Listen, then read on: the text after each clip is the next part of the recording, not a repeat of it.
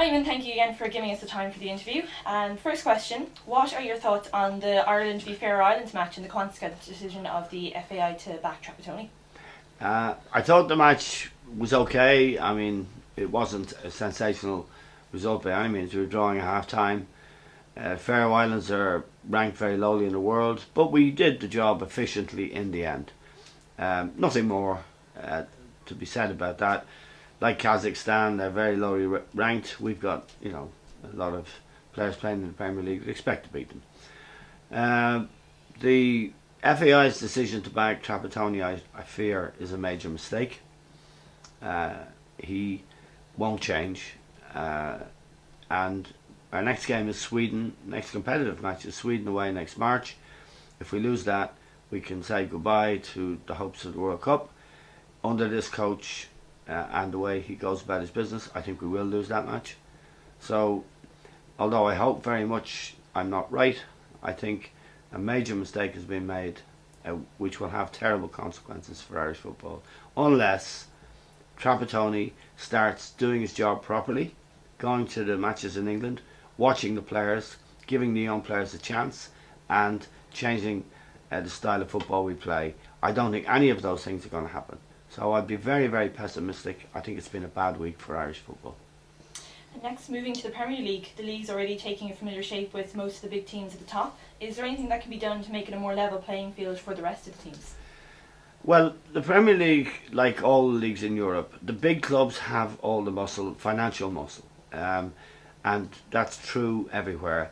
UEFA are trying to introduce the concept of fair play, which means, in their eyes, that a club like Manchester City can't outspend everybody in the transfer market and with wages. The clubs have to balance their books, and there has to be some levelling of the playing field.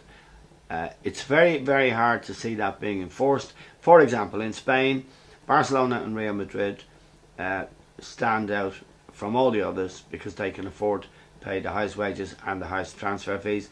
They both keep their own television money. They don't share it with the other clubs in La Liga, and 6 or 8 of the clubs in the Spanish First Division, in their Premier Division, are either in administration or close to bankruptcy. So it isn't possible, in my view, to create a level playing field, and if UEFA try to do it, I think they'll run into trouble in the European Court of Justice, because football is an industry. It's regarded as such by the European Court of Justice in the Bosman ruling. It's not a sport, it's a business. And in business, you're entitled to spend as much money as you feel you need to spend, and in order for your business to succeed. So there's major problems in creating a level playing field. It's not going to happen.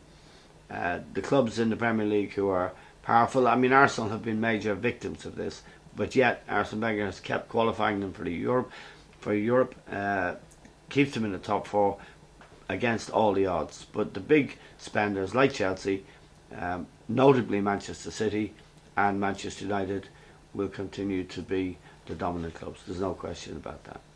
And finally, this week's tips. This week I have a certainty, a win double. It's Arsenal to beat Norwich on Saturday and Liverpool to beat Reading. The double pays over even money, and I think it's a certainty. Norwich are a really poor team. Arsenal playing really well. I think they'll go to Carrow Road and beat them easily. Liverpool playing Reading again. Reading, as I've said before on this show, Reading are a very poor side. Liverpool at Anfield will beat them. I've also got 3 draws. On Saturday, Swansea Wigan. I think that may well be a draw. On Sunday, there's 2 matches. Sunderland play Newcastle at home. I think that's a North East derby, highly likely to be a draw. And QPR play Everton, and I think that will also be a draw. So I would recommend the double, which is Arsenal and Liverpool, and 3 draws to do in doubles and trebles. I would say QPR Everton, Sunderland Newcastle, and Swansea Wigan, and they're the bets for the weekend. Eamon, thank you for your time again. Pleasure.